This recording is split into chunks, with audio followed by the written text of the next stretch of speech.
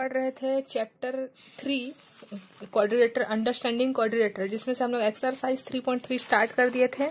उसका हम लोग क्वेश्चन नंबर 3 तक कंप्लीट कर लिए। आज हम लोग को पढ़ना है क्वेश्चन नंबर 4। ठीक है, क्वेश्चन नंबर 4 में क्वेश्चन क्या है, draw a rough figure of a quadrilateral. Figure बना हुआ रहेगा, है ना, काइट फिगर है ये, जिसका ये इसका मतलब होता है ये वाला साइड इस वाले साइड के इक्वल है, ये वाला साइड इस वाले साइड के इक्वल है। ठीक है, तो बोल रहा है कि दैट इज नॉट पैरेललोग्राम। ये पैरेललोग्राम नहीं है, क्योंकि पैरेललोग्राम में ये होता है कि अपोजिट साइड इक्वल होता है। इसका अपोजिट ये इक्वल होगा, इसका अपोजिट ये इक्वल होगा, ऐसे होता है। लेकिन यहाँ तो एडजेसेंट साइड इक्वल है, तो ये तो पैरेललोग्राम नहीं है हमारा, है ना। लेकिन मेजर इक्वल होता है, जो हमारा एंगल्स है वो इक्वली मेजर होता है। तो कैसे होता है वो हम लोग को सिर्फ शो करना है। एंगल इक्वल होगा, क्योंकि ये वाला एंगल भी एंगल डी के इक्वल तो होगा ही, ये साफ साफ दिख रहा है हम लोग को। तो हम लोग यहाँ बस लिख सकते हैं, सिर्फ इसको लिखना केवल है हम लोग को, और कुछ नहीं सॉल्व नहीं करना है। ठीक है, तो इन द काइट ABCD, यहाँ पास एक काइट दिख रहा है ABCD, क्योंकि ये काइट हम लोग इसलिए बनाए क्योंकि काइट भी तो क्वाड्रिलेटरल है और ये पैरेललोग्राम नहीं है, इसीलिए हम लोग ये फिगर बनाए। आप लोग कोई और भी फिगर बना सकते हो। ठीक है, तो हम लोग यहाँ देखें AB is equal to AD है ना। AB साइड AD के इक्वल है और CB साइड CD के इक्वल है। इससे आप लोग पहचान जाओगे।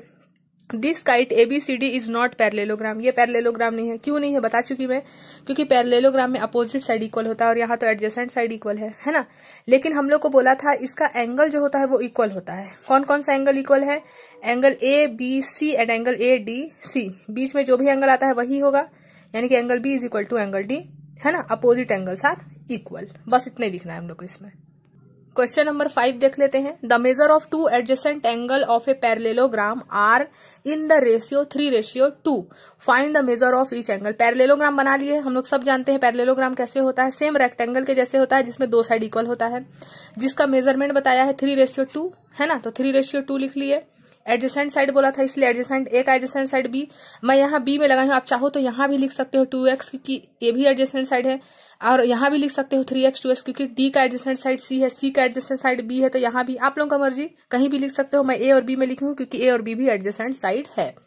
हम लोग को क्या निकालना है, इन दोनों का फाइंड करना है अब हम लोग को। ठीक है, तो हम लोग को ये जो एडजेसेंट साइड, देखो हम लोग कभी भी एंगल बनाते हैं तो 90 डिग्री, 180 डिग्री, 170 डिग्री या फिर 95 डिग्री, लेकिन हम लोग कभी 3x 2x तो बनाए ही नहीं है, यानी कि इस x का वैल्यू फाइंड करना है हम लोग को।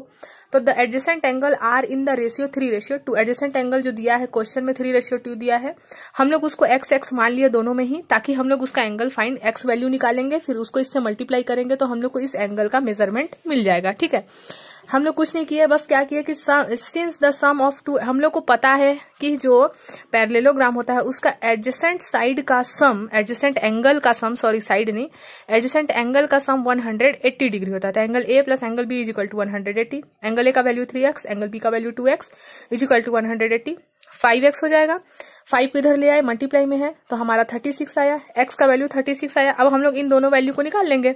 एडजेसेंट एंगल क्या है, 3x और 2x है, तो 3x में 3 में मल्टीप्लाई किए x का वैल्यू को, 2 में भी मल्टीप्लाई किए 36 को, है ना। तो हमारा आया, यानी कि A का जो हमारा एडजेसेंट साइड है वो 108 है और B वाला 72 है। ठीक है, तो अगर B 72 है तो D भी 72 है, क्योंकि opposite side of a parallelogram also equal.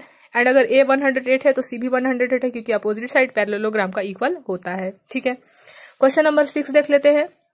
To adjacent angle of a parallelogram. Parallelogram फिर से बनाना है और वो दोनों जो होगा वो इक्वल होना चाहिए, है ना, adjacent side. Find the measure of each of the angle of a parallelogram. तो हम लोग को इन चारों ही एंगल का सम फाइंड करना है, कुछ भी नहीं बताया है। तो हम लोग को ये पता है कि एडजेसेंट साइड जो होता है वो इक्वल होता है। यहाँ बता दिया है, two adjacent side of a parallelogram have equal. दो एडजेसेंट साइड जो है वो इक्वल है, ये हम लोग को क्वेश्चन में बता चुका है। ठीक है, तो let ABCD J parallelogram which angle A is equal to angle B। कोई सा भी दो एंगल इक्वल है एडजेसेंट वाला, तो मैं angle A equal angle B हूं, आप लोग चाहे ले सकते हो angle D is equal to angle A, क्योंकि ये भी एडजेसेंट साइड है। वैसे ही आप लोग angle D is equal to angle C ले सकते हो, क्योंकि ये दोनों भी एडजेसेंट साइड है। तो मैं एंगल A और एंगल B ली हूं एडजेसेंट साइड में, आप लोग का मर्जी कोई सा भी ले सकते हो। ठीक है, opposite angle of a parallelogram are equal. Opposite angle of a parallelogram equal होता है, मतलब एंगल B का जो वैल्यू होगा वही D का होगा, जो एंगल A का वैल्यू होगा वही C का होगा। तो अब हम लोग लिख लिए angle A equal to angle C, angle B equal to angle D। Opposite side को लिख लिए हैं बस, और कुछ नहीं किए हैं। तो adjacent angle of a parallelogram हमेशा 180 डिग्री होता है। Angle A plus angle B 180 degree कर देते हैं, यहाँ पास वही चीज है। अब हम लोग एंगल ए और एंगल बी क्वेश्चन में बोल चुका है दोनों इक्वल है ना, तो बी का वैल्यू भी हम लोग ए ही रख दिए क्योंकि एंगल ए का वैल्यू एंगल बी है, तो मैं बी का वैल्यू ए रखी हूँ। चाहो तो आप लोग बी को बी ही छोड़ दो और एंगल ए को चेंज करके बी बना दो, क्योंकि एंगल ए इक्वल बी है तो एंगल बी इक्वल भी तो ए है। एंगल ए ऐड करेंगे तो 2 एंगल ए आएगा इज इक्वल टू 180, क्योंकि 1 एंगल ए और 1 एंगल ए को ऐड करेंगे तो 2 एंगल ए आएगा। ठीक है, अब एंगल ए यहीं छोड़ दिया, 2 को इधर भेज दिया तो डिवाइड किया तो 90 आया, यानी कि एंगल ए का वैल्यू 90 आया। हम लोग को ये बता दिया था कि चारों ही एंगल का सम सेम है, सम इक्वल एंगल है ना, तो एंगल बी एंगल सी एक वैल्यू निकला, मतलब हम लोग को पता चलेगा कि चारों एंगल का सम कितना आएगा, सॉरी एंगल का मेजरमेंट कितना आएगा 90, यानी कि एंगल ए भी 90 है तो इसका अपोजिट सी ये भी 90 होगा। एंगल ए और बी तो इक्वल ही था तो बी का वैल्यू 90 है तो डी का वैल्यू भी क्या आएगा 90 आएगा। ठीक है, अब देख लेते हैं question number 7। The adjacent figure, एक फिगर बना दिया है HOPE, एच ये आप लोगों के क्वेश्चन में देगा, आप लोगों को बनाना नहीं पड़ेगा, क्वेश्चन में गिवन रहेगा। HOPE एक हमारा क्या है पैरेललोग्राम है, ये पूरा चैप्टर ही पैरेललोग्राम के ऊपर ही डिपेंड है ना।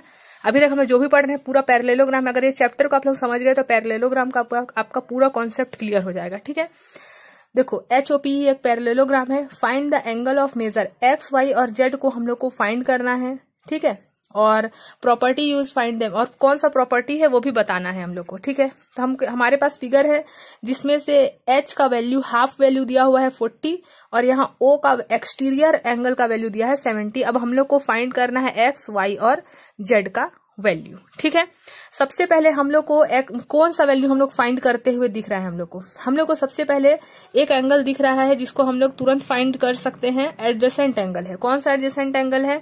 एंगल H और एंगल O एडजेसेंट एंगल है। एंगल H और एंगल O एडजेसेंट एंगल है, इंटीरियर ना, अपोजिट नहीं। तो एंगल H और एंगल O एडजेसेंट एंगल है, तो एडजेसेंट एंगल का सम 180 होता है। ठीक है, लेकिन हम लोग यहाँ ये देख रहे हैं कि एंगल H में तो दो वैल्यू है, एक 40 है तो एक Z है, तो हम लोग एंगल H को लिख सकते हैं 40 प्लस Z, क्योंकि दो वैल्यू है इसलिए 40 प्लस Z लिख दिए एंगल H की जगह में। एंगल O का वैल्यू हम लोग यहाँ से फाइंड कर सकते हैं। मैं आप लोगों को प्रीवियस वीडियो में बता चुकी हूँ कि अगर एक्सटीरियर वैल्यू दिया रहेगा तो 180 से एक्सटीरियर वैल्यू को माइनस करोगे तो आप लोगों का इंटीरियर वैल्यू मिल जाएगा, और अगर एक्सटीरियर वैल्यू का काम है तो इंटीरियर वैल्यू को 180 से माइनस करोगे। हम लोग को ये भी पता है कि इंटीरियर एंगल और एक्सटीरियर एंगल का सम हमेशा 180 डिग्री होता है, तो 110 प्लस 70 180 हुआ। तो आप लोगों को इंटीरियर फाइंड करना है तो 180 से 70 माइनस कर दो, और अगर एक्सटीरियर फाइंड करना है तो अंदर वाले मतलब इंटीरियर वैल्यू से 180 माइनस कर दो। ठीक है, तो वही करके हम लोग एंगल इंटीरियर O का वैल्यू निकाल लिए 110। ठीक है, हम लोग को अब सिर्फ Z का वैल्यू चाहिए, ये वाला Z का वैल्यू 40 प्लस 110 हो जाएगा आपका 150। ट्रांसफर कर दिया यहाँ पास, देखो वही चीज मैं यहाँ लिख भी दी हूँ, ये जो अभी आप लोगों को यहाँ बताई उसको अगर आप लोग नहीं समझ रहे हो तो यहाँ से देख के आप लोग नोट में लिख भी सकते हो। Interior plus exterior is equal to 180 होता है। इंटीरियर निकालना है, इंटीरियर यही छोड़ दिए, एक्सटीरियर का वैल्यू पता है 70 माइनस किए तो 110 आया इंटीरियर वैल्यू। हम लोग 180 से 150 माइनस किए तो क्या आया 30 आया, यानी कि एंगल Z का वैल्यू हमारे पास आ गया 30। अब हम लोग क्या देख रहे हैं, हम लोग पढ़ चुके हैं कि अगर एंगल में से हम लोग को दो वैल्यू पता है तो तीसरा वैल्यू फाइंड कर सकते हैं। हम लोग को एक वैल्यू ये O का वैल्यू पता है, Z का वैल्यू हम लोग निकाल लिए 30। अब सिर्फ Y बचा है और X, तो Y तो हमारा इसके अंदर है, तो तीन एंगल में अगर दो वैल्यू पता है तो तीसरा वैल्यू हम लोग एंगल सम प्रॉपर्टी से निकाल लेते हैं, जिसमें हम लोग तीनों एंगल का सम 180 डिग्री के इक्वल रखते हैं, है ना। अब वही करके निकाल लेंगे हम लोग यहाँ पास। देखो इसी को मैं फिर से यहाँ बना दी हूँ एक बार। We know that the angle sum property, angle H यहाँ पास Z का वैल्यू निकाले थे जो कि, तो एंगल H को ही लिखे हैं, एंगल H की जगह मैं Z बना देती हूँ। ZOP को सम करेंगे 180 डिग्री, क्योंकि हम लोग को पता है ट्रायंगल का जो सम होता है वो 180 डिग्री होता है।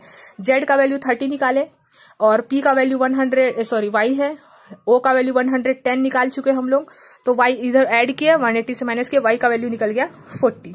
ठीक है, हमारे पास Y का वैल्यू भी मिल गया 40। अब सिर्फ बचा है X का वैल्यू, तो X का वैल्यू तो हम लोग निकाल लेंगे क्योंकि एंगल E का एडजेसेंट एंगल H है, तो angle E plus H 180 degree होगा, क्योंकि पैरेललोग्राम में एडजेसेंट साइड का सम 180 डिग्री होता है, तो angle E plus H is equal to 180 लिख दिए। एंगल H का दो वैल्यू है, एक 40 है और एक 30 है, दो वैल्यू है ना, एंगल H को दो लाइन डिवाइड करता है, तो ये दोनों ही H का वैल्यू है, एक 40 है और एक 30 है। तो एंगल H को रिप्लेस कर दिया 40 प्लस 30 से, और एंगल E का वैल्यू X फाइंड करना है, और दोनों का सम 180 होता है। Adjacent angle are supplementary, supplementary मतलब 180। और एक चीज हम लोग पढ़ चुके हैं प्रीवियस क्लास में, 7th क्लास में, कॉम्प्लीमेंट्री मतलब 90 डिग्री और सप्लीमेंट्री मतलब 180। तो इसी को 180 को ही सप्लीमेंट्री लिखा है, तो कोई कंफ्यूजन की बात नहीं है, ठीक है। ऐड किए, माइनस किए, तो हमारा एक्स का वैल्यू निकल गया। तो एक्स का वैल्यू, वाई का वैल्यू और जेड तीनों ही निकल गया हमारा, ठीक है।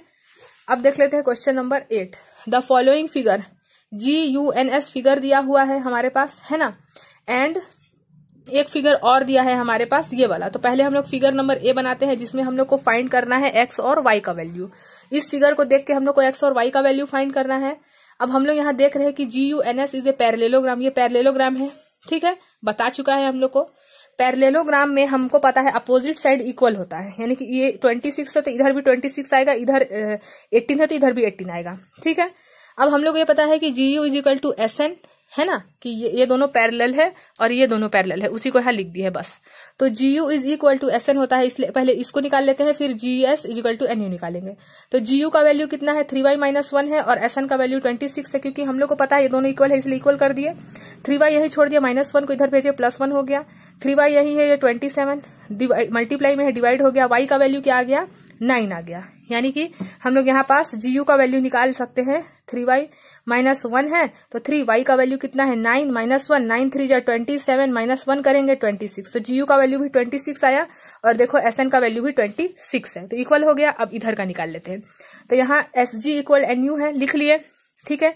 GS का वैल्यू 3x है और NU का वैल्यू 18 है। x का वैल्यू के लिए हम लोग डिवाइड किए, 3 से मल्टीप्लाई में है तो 6 आया। देखो ये हमारा 6 आया, तो हमारा जो GS का वैल्यू है वो 3x है, तो यहाँ रख देंगे। GS is equal to 3, x का वैल्यू कितना निकाले हैं, 6, तो 6 3 जा 18। देखो यहाँ भी 18 है और इसका वैल्यू भी हमारा 18 आया, ठीक है। अब इसको भी देख लेते हैं हम लोग, क्वेश्चन नंबर बी को भी। यहाँ क्या फिगर है, RUNS, यहाँ x + y है और यहाँ x + 7 है। हम लोग को इसका वैल्यू फाइंड करना है। अब हम लोग एक चीज पढ़ चुके हैं पैरेललोग्राम में, जो डायगोनल रहता है, ये इसको डायगोनल बोलते हैं।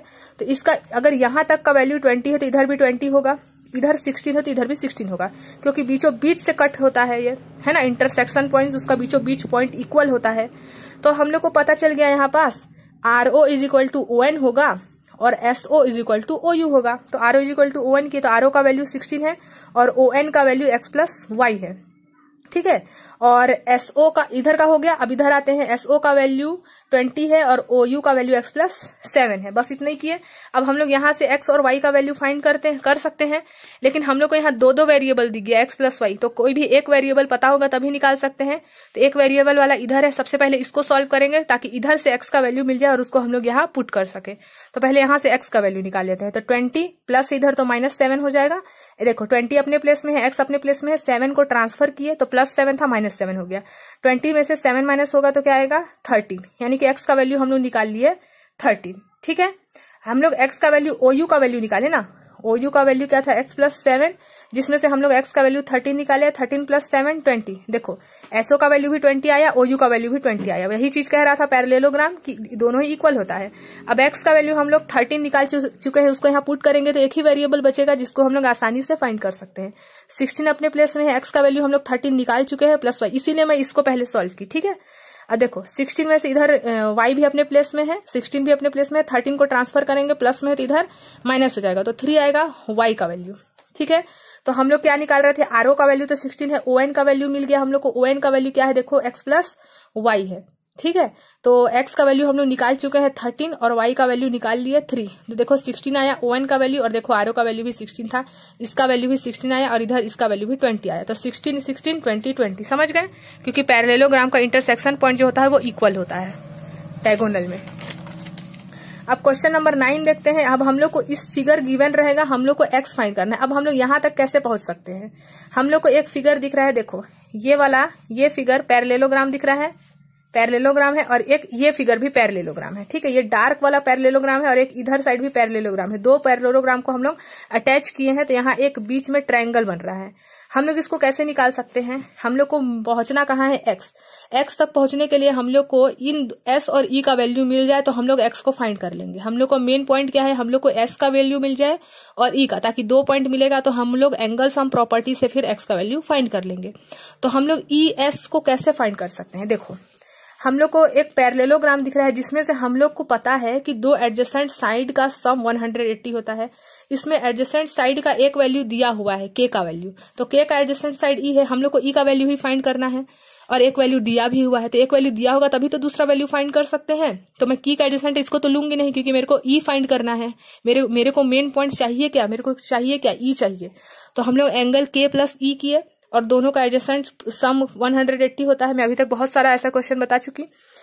एंगल के का वैल्यू 180 और एंगल एस का वैल्यू, सॉरी ये वाला पैरेलल है ना, मैं इसको देख रही थी, ये वाला पैरेललोग्राम है। देखो अलग से बना देती हूँ मैं यहीं पास, ये ठीक है, यहाँ के है, यहाँ एस है, यहाँ आई है और यहाँ पास आर है, जिसमें से के का वैल्यू 120 है, इसका एडजेसेंट साइड ये वाला है, तो ये वाला ठीक है ना, यहाँ गड़बड़ हो जा रहा था, ई नहीं एस, ठीक है। हम लोग सम किए तो एस का वैल्यू हमारा 60 आ गया, एस का वैल्यू कितना मिल गया हम लोग को, 60 मिल गया। अब हम लोग को ई चाहिए, तो ये पैरेललोग्राम है, यहाँ बना देती हूँ मैं, ये वाला पैरेललोग्राम है ना, इसका वैल्यू देखो यहाँ ई है, यहाँ पास यू है, यहाँ पास सी है, यहाँ पास एल है। तो एल का वैल्यू तो हमको दिया हुआ है 70, तो एल का वैल्यू अगर 70 दिया हुआ है ना, तो एल का जस्ट अपोजिट एंगल देखो यहाँ, एल का जस्ट अपोजिट, इस पैरेललोग्राम को नोटिस करो, एल का जस्ट अपोजिट एंगल ई है। तो हम लोग को पता है पैरेललोग्राम में अपोजिट एंगल इक्वल होता है, तो एंगल एल का वैल्यू 70 है तो एंगल ई का वैल्यू ही 70 होगा। अगर यहाँ पास इस वाले फिगर में अगर आर का वैल्यू दे देता तो हम लोग को इतना लंबा प्लस नहीं करना पड़ता, डायरेक्ट जो आर का वैल्यू रहता वही एस का। लेकिन यहाँ हमारे पास एल का वैल्यू दिया हुआ है तो हम लोग डायरेक्ट ई का वैल्यू बोल सकते हैं कि 70 है, क्योंकि अपोजिट एंगल आर इक्वल, ठीक है। वही चीज यहाँ एंगल ई का वैल्यू निकल गया। हम लोग को मेन चाहिए क्या था, एक्स का वैल्यू। तो एंगल एक्स निकालने के लिए ई एस और ओ डायग्राम को यहाँ अलग से बना दी हूं मैं, ई एस और ओ डायग्राम, जिसमें से एस और 70 निकाल लिया हम लोग। एस कहाँ से निकाले, यहाँ से, और ई यहाँ से। अभी मैं बताई कि अपोजिट साइड था तो यहाँ से ई मिल गया था और दोनों एडजेसेंट साइड का सम किए थे तो एस मिल गया था, है ना। अब हम लोग को पता है कि अगर एंगल में दो वैल्यू पता है, तीसरा वैल्यू फाइंड करना है, तो एंगल सम प्रॉपर्टी होता है जिसमें तीनों ही एंगल का सम 180 डिग्री होता है। यानी कि angle O plus angle S plus angle E कर दिए। एंगल ओ का वैल्यू एक्स, एस का वैल्यू 60 और ई का वैल्यू 70। सम किए तो क्या आया, 130 माइनस किए तो 50 आया एक्स का वैल्यू। अब क्वेश्चन नंबर 10 देख लेते हैं। क्वेश्चन नंबर 10 में हम लोग को क्या करना है, explain how it figure it trapezium. ये हम लोग को प्रूफ करना है कि ये ट्रेपेजियम है कि नहीं। हम लोग ट्रेपेजियम पढ़ चुके हैं कि दो नॉन पैरेलल साइड होता है और दो parallel side. Non parallel side मतलब जो एक दूसरे को इंटरसेक्ट कर देगा। ये साफ साफ दिख रहा है। अगर हम लोग इसको और आगे एक्सटेंड करेंगे तो ये क्या कर देगा, एक दूसरे को इंटरसेक्ट कर देगा। लेकिन एनएम और केएल कभी भी एक दूसरे को इंटरसेक्ट नहीं करेगा। तो यही होता है ट्रेपेजियम। तो हम लोग को ये प्रूफ करना है कि ये फिगर जो है वो ट्रेपेजियम है। तो हम लोग कैसे प्रूफ करेंगे, देखो, in a trapezium sum of a interior opposite angle is 180 degree. Trapezium का भी यही फॉर्मूला है कि अपोजिट इंटीरियर अपोजिट एंगल क्या होता है, 180 डिग्री होता है, ठीक है। तो यहाँ पास इंटीरियर, इसका अपोजिट एंगल ये है ना। एडजेसेंट एंगल हम लोग अभी तक पढ़े हैं, लेकिन ये नॉन पैरेलल साइड है तो इसका अपोजिट एंगल ये है और दोनों का सम 180 डिग्री होता है। तो angle M plus angle L 180 degree, ये ट्रेपेजियम बोलता है, ठीक है। ट्रेपेजियम का फिगर हम लोग इंट्रोडक्शन वीडियो में मैं आप लोगों को बता चुकी हूँ। फिगर क्या दिख रहा है, के एल एम एन, ये ट्रेपेजियम है जिसमें से N M is parallel to K L. तो अगर एन एम और देखो दो प्रॉपर्टीज यहाँ बताया। एक प्रॉपर्टी ये बताया कि इंटीरियर अपोजिट एंगल, देखो ये अपोजिट भी है ना, ये अंदर बन रहा है दोनों ही एंगल, ये दोनों ही एंगल के अंदर बन रहा है। देखो एंगल का साइन की साइड है, ये इधर मुड़ा है, ये इधर मुड़ा है, अपोजिट बन रहा है। तो अपोजिट एंगल का सम 180 डिग्री होता है। एक प्रॉपर्टी सेटिस्फाई हो गया। और दूसरा प्रॉपर्टी क्या बोलता है कि पैरेलल लाइन होना चाहिए, दो पैरेलल लाइन। तो पैरेलल लाइन भी है, यानी कि ये जो हमारा फिगर है वो ट्रेपेजियम ही है। प्रूफ हो गया यहाँ से। अब देखते हैं क्वेश्चन नंबर 11। यहाँ बोल रहा है फाइंड एम एंगल सी, है ना। हम लोग को एंगल सी फाइंड करना है, इसको फाइंड करना है और फिगर बताइए। ट्रेपेजियम है, ट्रेपेजियम दिख रहा है क्योंकि ये दो नॉन पैरेलल साइड है और ये पैरेलल साइड है ना। और यहाँ बता भी दिया है कि A B is parallel to D C. तो हम लोग को क्या फाइंड करना है, एंगल सी फाइंड करना है। तो देखो given A B is parallel to D C, A B जो है वो पैरेलल है डी सी के। तो sum of interior opposite angle is equal to 180, यानी कि एंगल बी और एंगल सी का सम 180 डिग्री होना चाहिए। जैसे हम लोग यहाँ पढ़े थे एंगल एम और एंगल एल का सम 180 डिग्री हुआ था, तो वैसे ही यहाँ एंगल सी और angle B opposite interior angle है जिसका सम 180 डिग्री होना चाहिए ट्रेपेजियम में। याद रखना ट्रेपेजियम में, ठीक है। और अगर पैरेलल होता तो एडजेसेंट साइड होना चाहिए था। तो देखो angle B plus angle C 180 हुआ, एंगल बी का वैल्यू 180, एंगल सी फाइंड करना है 180, एंगल सी यहीं छोड़ दिया, 180 भी अपने प्लेस में है, 120 को ट्रांसफर किए, प्लस था तो माइनस हो गया, यानी कि एंगल सी का वैल्यू कितना आ गया 60। ठीक है, अब क्वेश्चन नंबर देख लेते हैं 12। Find the measure of angle P and angle S if, इन दोनों का हम लोग को फाइंड करना है, मेजर एंगल फाइंड करना है हम लोग को, और बता दिया है कि एसपी जो है पैरेलल है आरक्यू के, है ना, और बोल रहा है if you find angle R is there is no more than method find the angle P. Angle R का वैल्यू तो 90 होगा, ये तो दिख रहा है हम लोग को 90 होगा एंगल आर का वैल्यू। हम लोग को फाइंड करना है एस और पी का वैल्यू। तो हम लोग को क्वेश्चन बता चुका है कि एसपी जो है वो आरक्यू के पैरेलल है, और हम लोग को ये पता है कि sum of opposite interior angle is equal to 180 degree अगर फिगर ट्रेपेजियम हो तो एंगल पी है ना, एंगल पी और एंगल क्यू, एंगल पी और एंगल क्यू अपोजिट एंगल है ना, अपोजिट एंगल है, इंटीरियर अपोजिट एंगल, तो एंगल पी और एंगल क्यू का सम 180 डिग्री होगा। एंगल पी का हम लोग को वैल्यू फाइंड करना है, क्यू का वैल्यू गिवन है 130, तो अब उसको पी यही छोड़ दिए, इसको ट्रांसफर किए तो पी का वैल्यू मिल गया 50। और अब हम लोग को पता है कि एंगल एस और एंगल आर दोनों अपोजिट है, जैसे इसका अपोजिट ये है ट्रेपेजियम में, तो इसका अपोजिट ये है। क्यों ऐसे हो रहा है? क्योंकि एंगल एस और एंगल देखो ये अभी हम लोग का क्या बोलते हैं पैरेलल साइड है, इसीलिए ये अपोजिट हो रहा है। अगर मान लो ये वाला पैरेलल होता, अभी एसपी और आरक्यू पैरेलल है, इसलिए इसका अपोजिट ये है, इसका अपोजिट ये है। मान लो एसआर पीक्यू के अपोजिट होता तो इसका अपोजिट ऐसे हो जाता, समझ गए? तो देखो जैसे हम लोग इसमें एंगल पी और एंगल क्यू को सम किए 180 डिग्री किए अपोजिट एंगल करके, वैसे ही एंगल एस और एंगल आर को भी सिमिलरली कर सकते हैं, वैसे ही 180। एंगल एस का वैल्यू तो फाइंड करना है और एंगल आर का वैल्यू 90 है, माइनस किए तो 90 आया, एंगल एस का वैल्यू भी क्या आ गया 90। तो हमारा एक्सरसाइज 3.3 भी कंप्लीट हो गया आज। अब नेक्स्ट वीडियो में देखेंगे एक्सरसाइज 3.4, फिर कंप्लीट हो जाएगा। अब उसके बाद हमारा नेक्स्ट चैप्टर आएगा चैप्टर 4, ठीक है। तो एक्सरसाइज 3.3 कंप्लीट हो गया। अब नेक्स्ट वीडियो में एक्सरसाइज 3.4 देखेंगे।